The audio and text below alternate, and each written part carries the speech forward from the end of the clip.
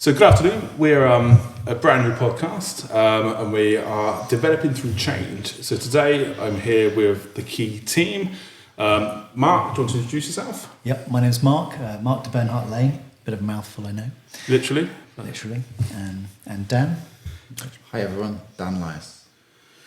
Dan, and tell us a little bit about you, because Mark and I, we knock around a lot, but you're out on a limb very recently, you're starting your own stuff. What is it you do? Tell us about you quickly. Sure, thanks John.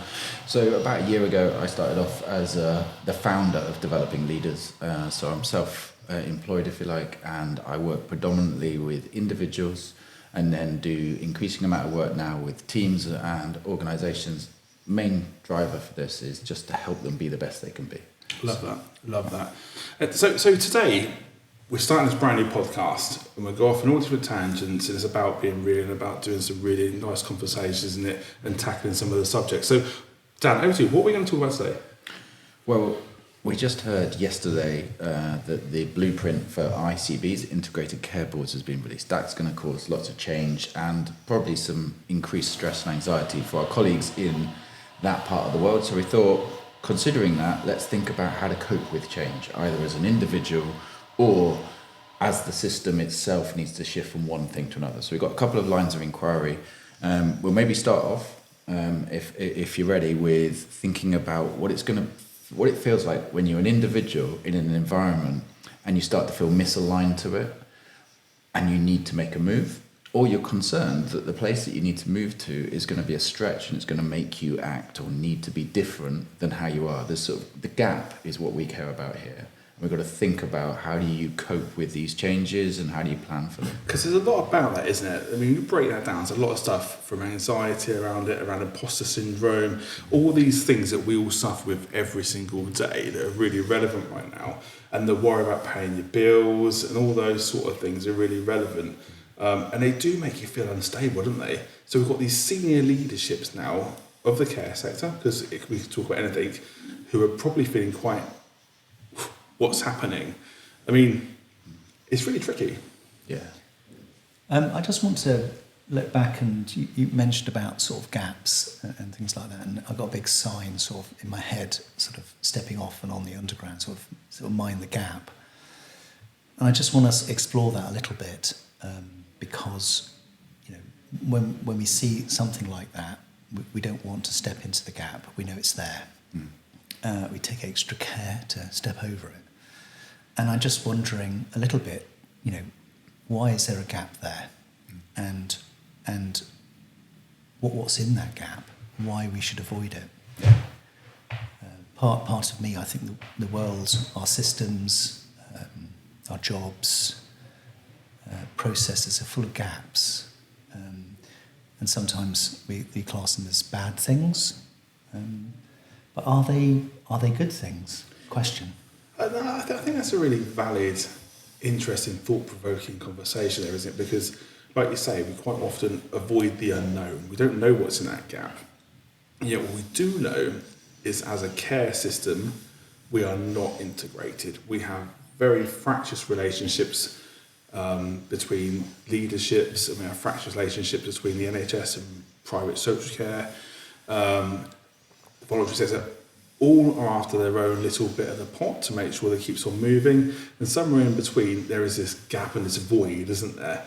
And with the shake-up of the ICBs, that's going to be more apparent, isn't it, as we look forward. But I think that is a really interesting space, isn't it? Because that gap is where you can come together. So why should we avoid it? Yes, so we think about that gap as something to step over, to avoid, to maybe not deal with. But for me, there is something in there that I'm trying to understand why there is a gap. And for me, some of the gaps are around failure. It's an uncomfortable space. Dealing with failure, stepping into a space which is around failure. And you need to understand that gap and that failure, because solutions and successes come from inhabiting that space. But we want to sort of almost get rid of it, ignore it, step over it, without sometimes actually addressing the fundamentals which make it. So it's really interesting. I mean, Dan, from your point of view, I mean, you deal with people. You're about people, aren't you? So if you're looking at somebody who's sat in their role on the precipice of this gap, and they know they've got this void, they've got this problem, but their hands might be tied. They may feel uncomfortable about the change. They may not want to make the decision. They may not have the budget for it. All the things that you can imagine which hold them to do it. Where would you be going with that conversation? I think firstly, you have to meet people where they are. So that is stressful. That is likely to be impeding their thinking. So if you find yourself in a job right now and there's a massive amount of change going on around you, you're not sure if your job's certain, immediately it's affecting your outlook, your mindset, the pressure, the change. I was with an ICB leaders the other week. One of them said that I'm the main breadwinner in my family. And you could tell that that was significantly impeding their ability to think about where this organisation should be going because of that focus. So firstly, empathise, meet the person where they are, allow them time to explain and try and understand how it's affecting them. We're all affected differently. Some people get caught in sort of desperation. I've got to get away from where I am now into something that's going to pay me. If they're in that mode, that's quite reactive. So what I try and do there is help them understand that a reactive strategy in the jobs market is unlikely to be successful. It's unlikely to be fulfilling in the long term as well, because it's just like frying pan to fire often. So I think Mark's point is like use this discomfort and this moment to go deeper into what's really important to you. It's one of the really hard things to do, but you don't want to find yourself having not taken the opportunity to progress into something better and more aligned in this moment. So there's many, many more things to say, but firstly, empathy. Secondly, use it as a learning opportunity. And then as the person starts to open up about what they're learning, it becomes easier for them to start explaining where they'd like to be and the values that they have, the purpose that drives them. Those things can then frame a proper proactive strategy for how you might move forward and find your next thing. And I think that's really relevant, isn't it, in a personal way, but also a business way, that sometimes we know we have to change, but we don't really know where to change. So it's very hard if someone says to you, well, where do you want to be in 5 years? The old cliche question. Who really knows that, honestly? Because cycles come in all the time, and you do pivot, you do turn, you do change, you do move, and where you think you might be is completely different in 5 years. I think that's very much the same, especially in a very complex place like the NHS and social care, is we know we have to pivot and we have to change.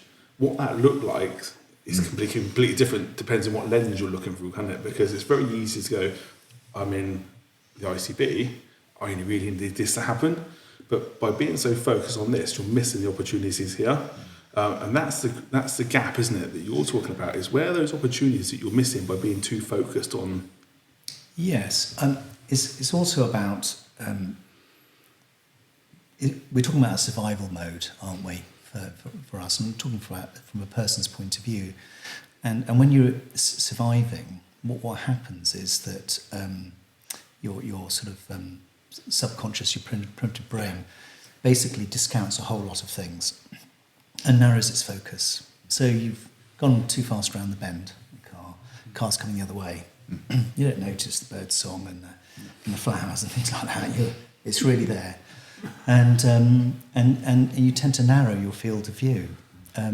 That sometimes serves a really good purpose in terms of survival, but it doesn't always mean that the best result happens. And I remember reading a story about an American aircraft carrier in rough seas, and there was these pilots who spend millions, tens of millions of pounds on the training, and he was trying to land it on a ship which was going up 10 or 15 meters and whatever, and the conning tower said, you need to sort of ditch.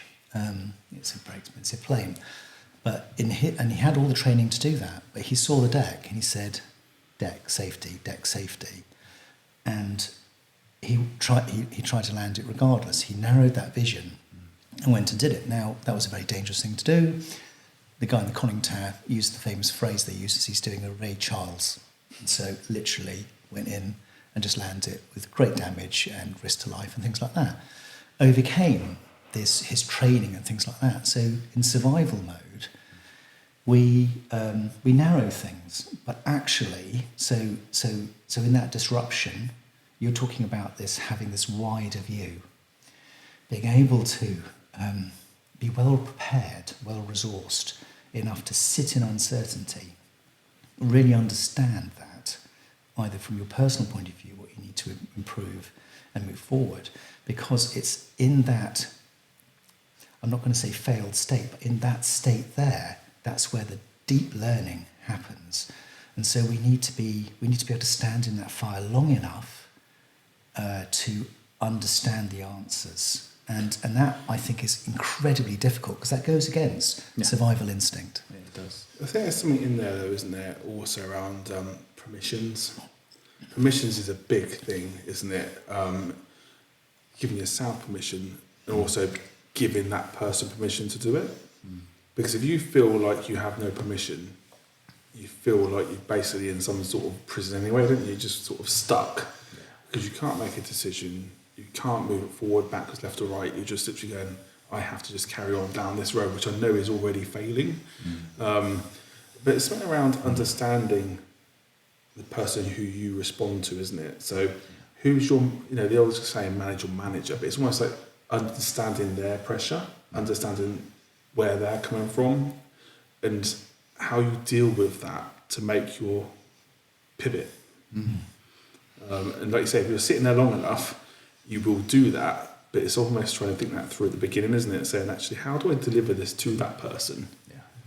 Yeah, I think that's a really good point. So if you find yourself in a situation right now where you're worried about the future of your role or your job security, and as Mark's saying, you're sort of narrowing your focus, and that is at risk of limiting your ability to see all of your options, then who do you listen to? And who has worked and got through to you in the past? Or have you got the chemistry with a certain coach or a colleague or a peer who you will listen to? I know when I've been really stressed that there's only a few people that actually hit through and cut through. It's when my wife said to me, look, you don't have to do that job. I was like, oh wow, this is amazing. I've got permission to not. And up until that point, I was putting so much pressure on myself that I thought, well, I have to keep it because we've got the mortgage, etc. So you're right, permissions is a big thing. And just earlier you were mentioning about vision and goals. I thought this might be one to ask Mark about. So people say this to me a lot, John. They say, well, I can't know where I'm going to be in 5 years.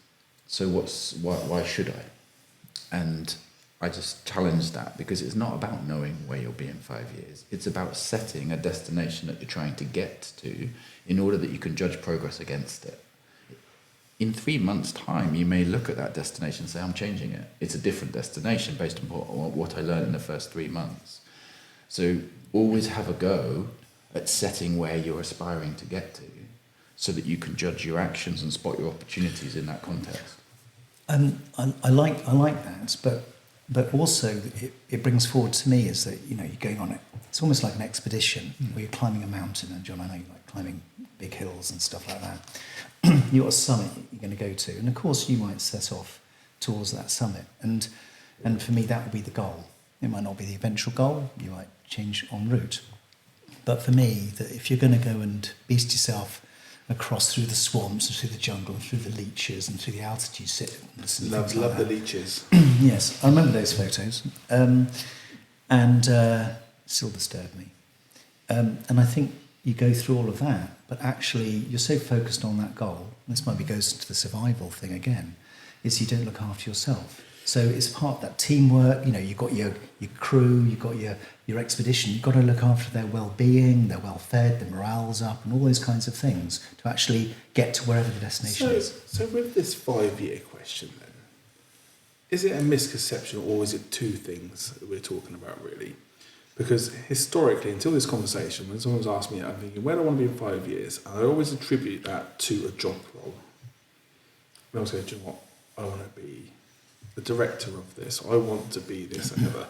But should we be more about our personal well-being? In 5 years, I want to be the person who is robust enough to take the hits, who can sit and challenge the sector in a really professional way, and all these real personal goals which create a really robust personality, and you don't worry about the job role because the job role will find you off the back of these changes. So are we challenging in that whole question and saying actually it's not about job role, it's about you and about your makeup and how you might change yourself in 5 years? I think there's this idea about we as a industry, a sector, as businesses, we're so outcome focused and very goal focused. In fact, a lot of the things that we measure are on, can you achieve X or Y as an outcome? You get measured on it, and we become sort of focused on getting there, no matter how we might get there. But for me, that I think you're right, absolutely, that if you can focus on the conditions and the environment, which is wholesome, nourishing, connecting with people who support you, who are aligned with you, and create that healthy environment personally, then surely a healthy environment will create, more likely to create healthy outcomes, whatever they are. And so maybe we are too fixated on the outcome and not paying enough attention to the health of ourselves and our relationships and our environment. I think so. I think if you go into any meeting, it doesn't matter if you feel like you're being listened to or you're feeling valued or you're paid to be there.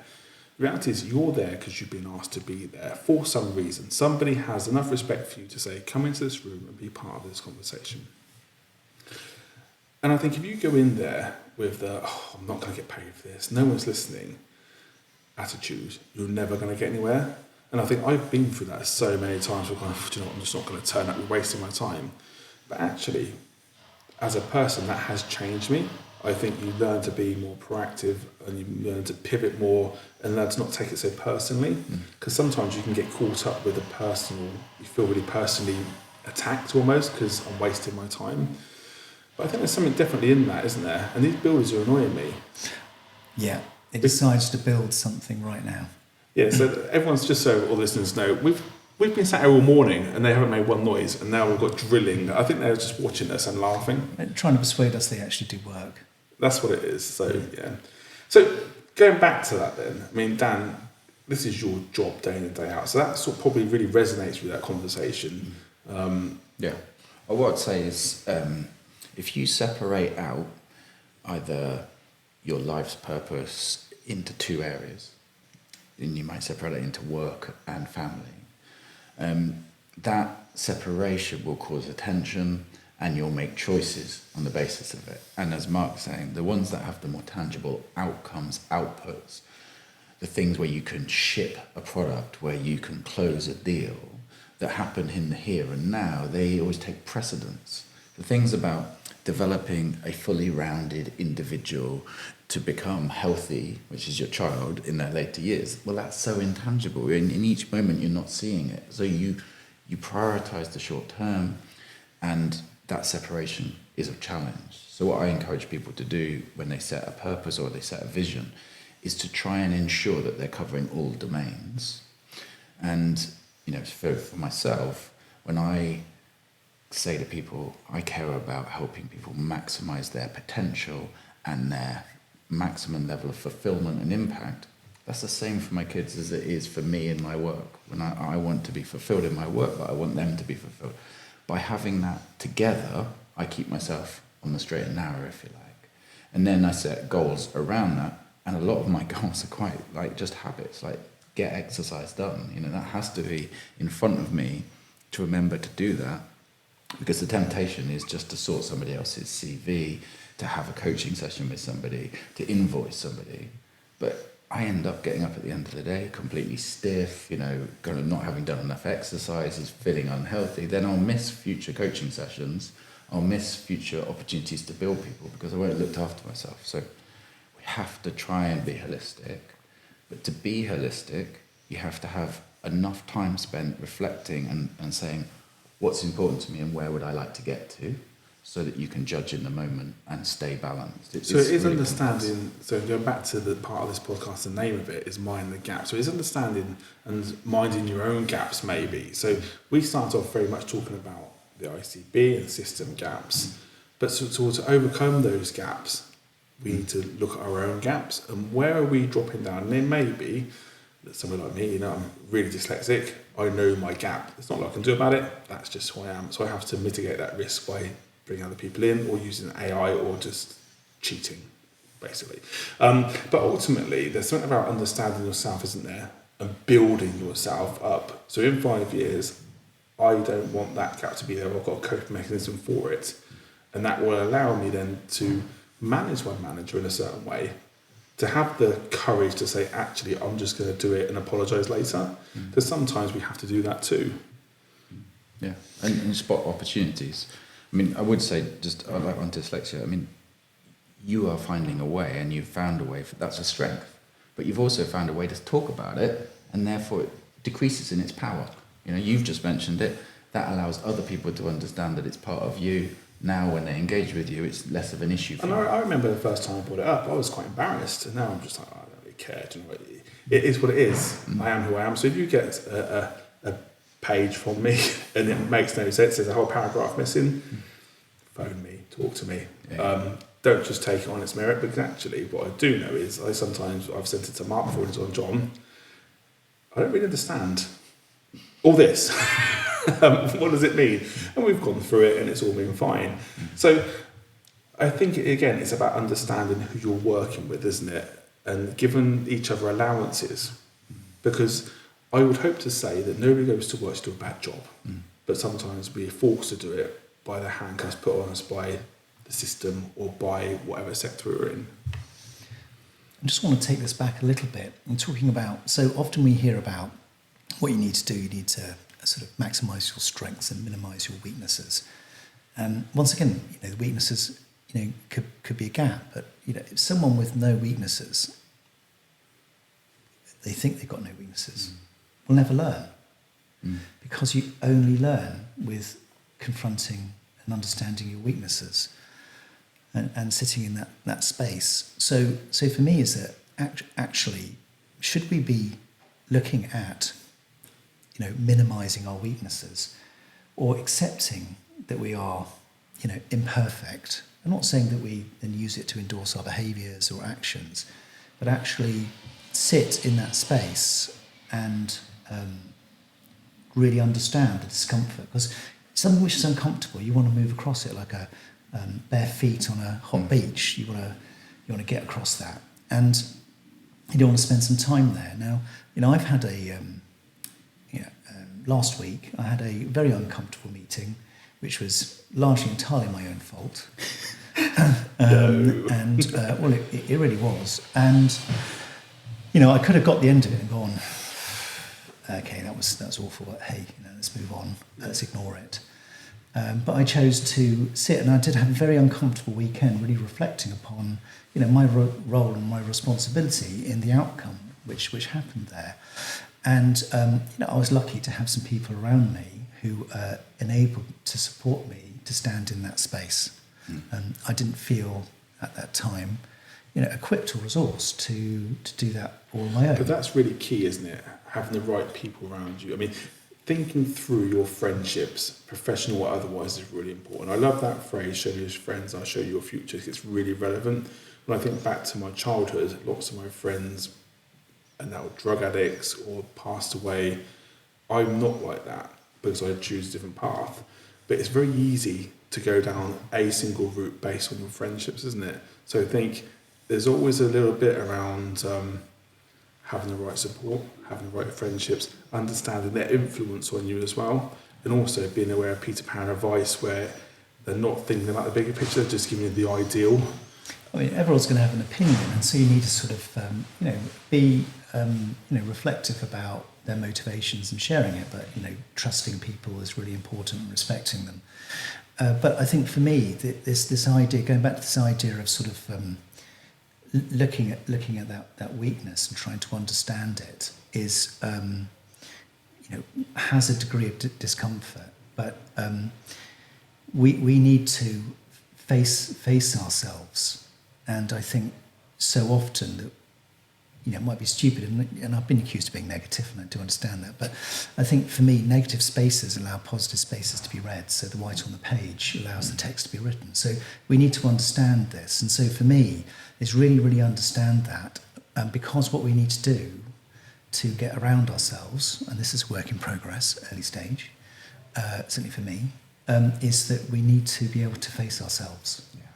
And in order we face ourselves, then we can ultimately get around some of ourselves and get out of our way, because it's often ourselves standing in our own way to our own success. So I think fundamental to nearly all leadership programs is know yourself and then be yourself. And after that, you will deliver with other people. But if you don't do that bit early, then it's difficult for people to follow you or to respect you, because you're a little bit more contradictory. So the more time you can spend reflecting and being honest, and going, I find this really difficult, I enjoy this sort of work. When you work with me, could you do more of this and less of this? And then ask that question to other people. That level of relationship, understanding, self-knowledge are all foundational. And as you're saying, these moments now, we get tempted into reactionary responses because we're in panic mode and we're stressed. We need somebody beside us to enable us to capture our learning and then use our learning for our next stage. Mm. It sounds privileged saying it because people won't feel it because they're thinking, I've got the mortgage and what am I going to do? But it is so true. You know, a little bit slower now, then the progress you'll make in the future will be greater. So try and get some support. But I definitely think don't always be embarrassed about approaching somebody to help you finalise things either, and just talk it through, because sometimes it's something you might have 90% of the idea, but you just can't land it. I mean, we've had loads of conversations about we've gone, I just can't finish this, and that's relevant to yourself too. So, you know, if you're sat there thinking, God, I'm not quite sure how I feel about the dyslexia, whatever, you might go, I need some advice about it, I need to just talk about it, and your peer might say, well, actually, it doesn't really matter because you cope, and actually that's a good thing.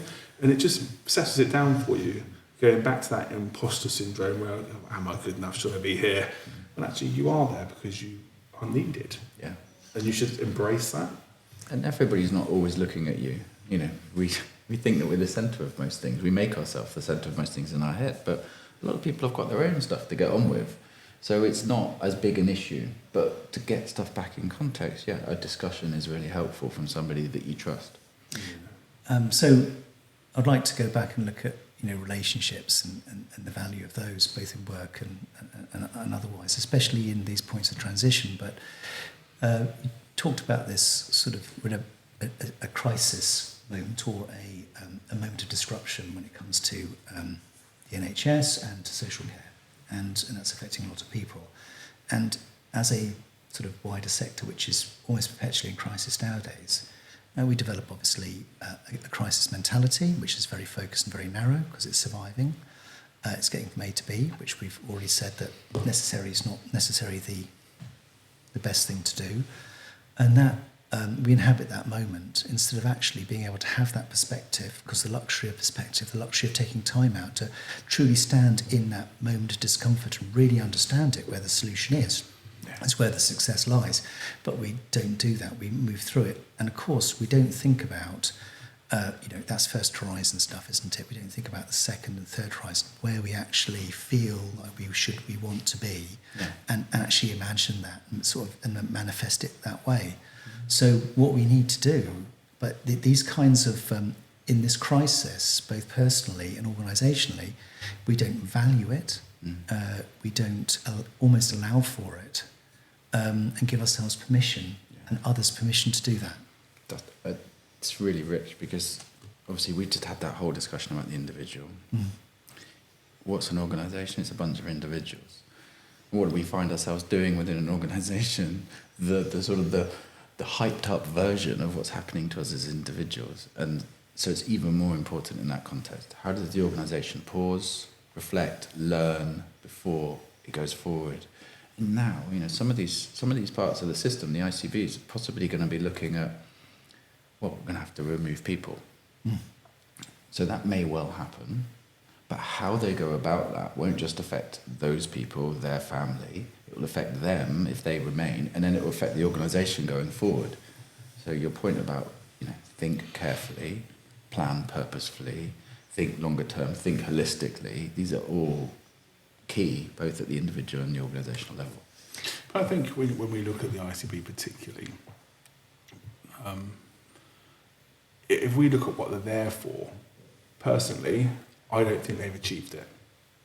I think they've missed some of the criteria that they've been designed for. By its own name, integrated. I'm waiting to see the integrated part. And I think they're missing so many opportunities through having a very singular lens, which is NHS really, and everyone should bow down to the NHS. That's how I feel personally. I don't mind saying that. So I think there's something around the learning curve from that. Is there's actually, if you are having to very sadly lose staff and have the impact on those people, those families, and the ICB and the workflows, let's look at how we can mitigate that risk through proper integration. And it's a bit going back to that gap. That gap feels uncomfortable, but actually it could be a solution if you work it properly. Yeah. So for me, I did question. I'm just wondering. I'm naturally curious, whether or not the creation of ICBs were a bit of a creation about failure demand. It's that way of stepping over the gap, ignoring it, instead of fundamentally understanding it. Sorry, there seems to be a wide conversation going on down there. But for me, it's actually going back to those basics and really understanding. So the NHS, could be accused of being quite deterministic and about what should be done, and so decides, and then everything else needs to sort of fall in around that sort of rather directional top-down approach. And so, ICBs weren't necessarily created by the desire of the locality. They were created by the direction from above. And so we need to understand those kinds of the weaknesses and why that came about. That's quite important. Gosh, there's going to be a builder's break going on down there. Which is, well, it is what it is, I think. No, I tend to agree, really. I've lost train of thought with the builders. Yeah. Well, I haven't. Crack on. You guys are listening. Save today. I think clearly the way in which things were designed could have been done better, but everything occurs within a context.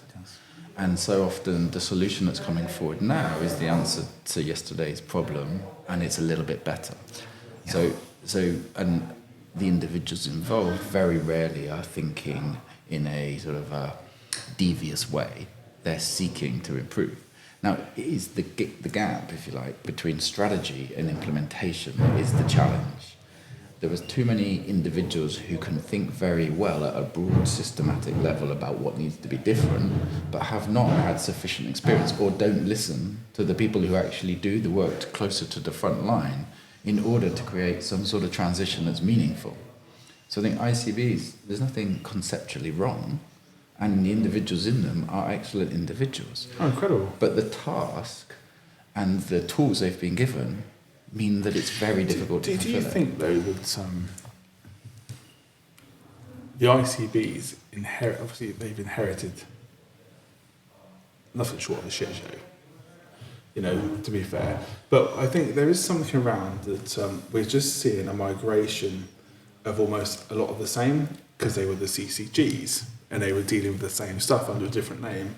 And now we're going to see the ICBs probably merge, and we're seeing NHS England being taken away and put into Department of Health and Social Care, and we're just moving the stuff around under different names. I think that inherently creates this vacuum of a lot of the same. Yeah.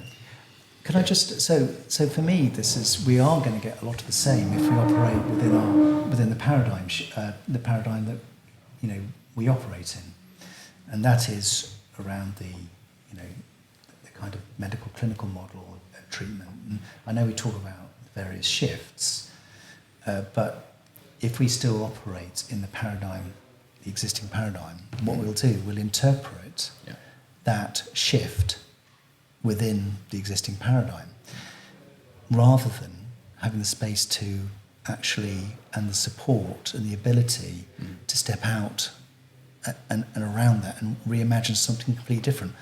I mean, that's really hard, isn't it? Not only for people who have, prospered, who've worked very hard within a system, and actually, as you said, organisations and systems are made up of people. This is part of the DNA of the system as the people. Yeah. And so what we're going to get, and of course, some significant, powerful people in the system are, really the system themselves and the organisation. So how hard and how difficult it is. So what we do is that how do you get a paradigm shift? And often what we'll do is we'll go and employ some, capable person, futurist or change agent, whatever, and stick them in and go, well, change it in the existing paradigm maybe, I don't know, but it becomes a very difficult space. I sometimes wonder as a change agent whether you're just an element of that failure demand within that paradigm. Yeah. There's one part of it that I believe has to be listened to more. Whether it is the solution, I don't think it can be on its own. But when I work with individuals who are either delivering services or leading, coordinating, managing services close to where they happen, what I notice is that obviously they have great ideas. They have amazing either levels of compassion and care or creativity, but it's not finding its way into affecting the change a great deal. It can be different in smaller organisations, but in large systems and large organisations. And then what we find is that many of them come from quite diverse backgrounds and have had diverse life experiences. And so what we're lacking in our senior levels, as we look at any statistic about gender pay gaps or inequality in boardrooms for people from different minority backgrounds, is that these people aren't finding their way to influence because the system is perpetuating the status quo. And yet, if those voices were more influential, I think that gap between the strategy and the implementation would be smaller. And there would be perspective and the ability to gain that wider perspective in order that diversity, that depth to come with better solutions.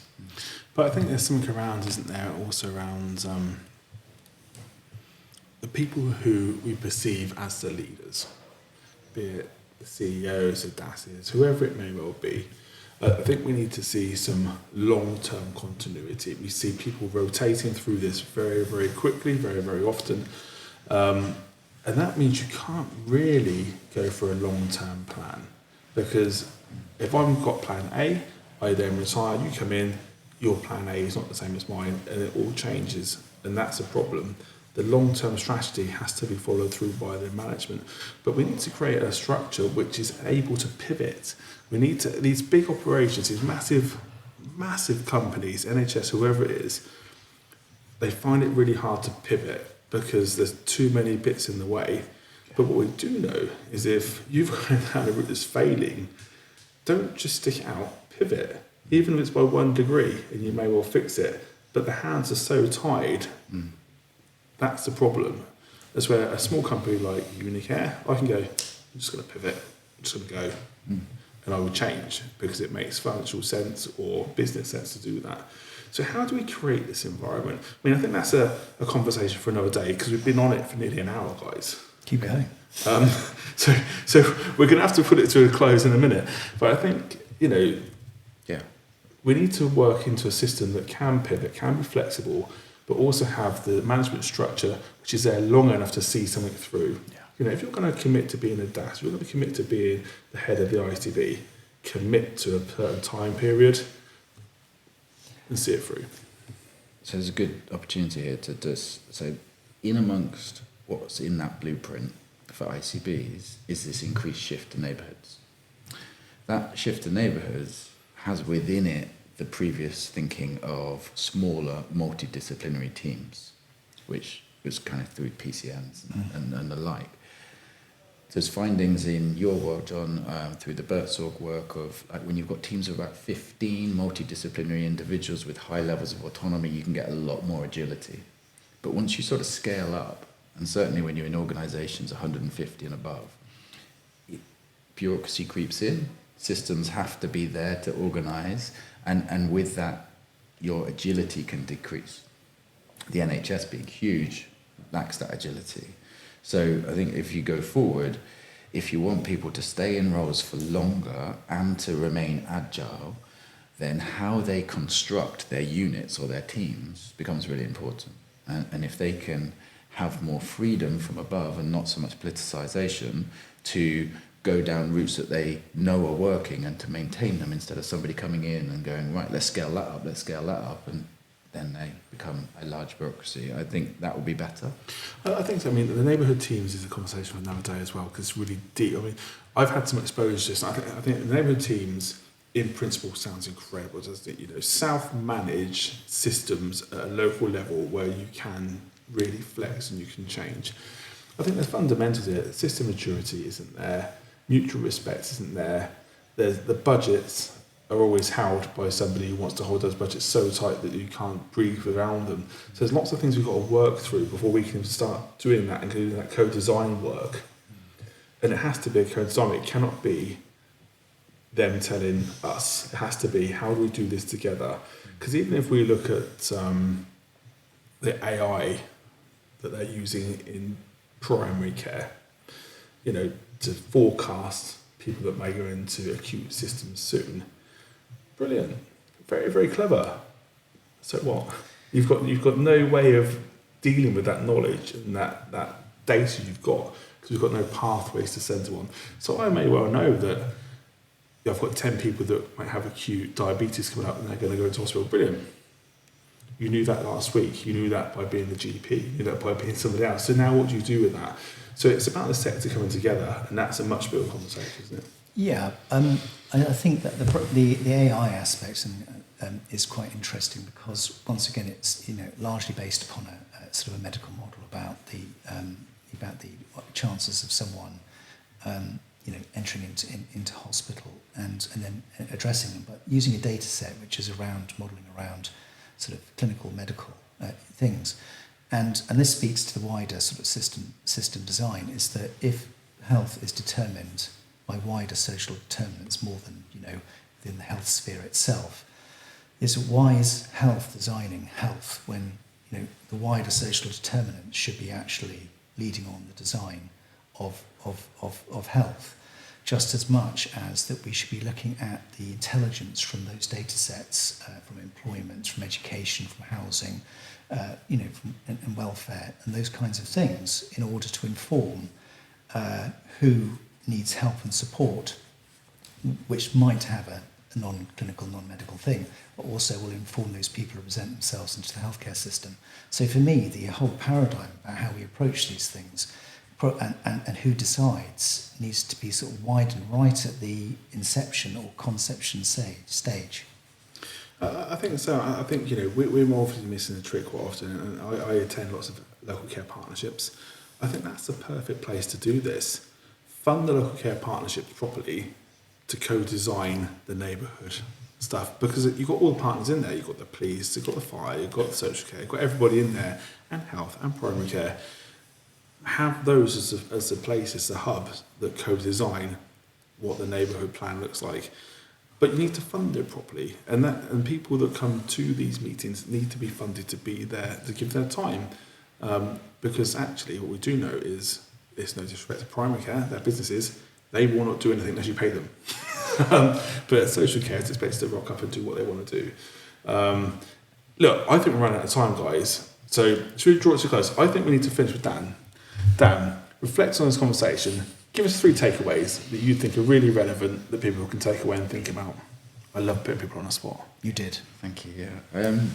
Well, speed came up for me in this conversation, which is at moments of pressure, we want to go faster because we feel like we have to do something. To avoid moving from a frying pan into a fire, we should pause. So slow down. But slowing down isn't enough. You need to reflect. The reflection on your own can be beneficial, but it's really beneficial to have a thinking partner, somebody that you trust who might challenge you a bit with different perspectives. And I think, therefore, probably the third point is about diversity. if we only engage in the same thoughts with the same people, we're going to get the same results. There are so many voices that we don't listen to, so many ingredients we aren't building in. If we're to get our systems and our processes, our organisations to produce different outputs, we have to listen and bring in voices of a more diverse nature. Okay then. Thank you very much, guys.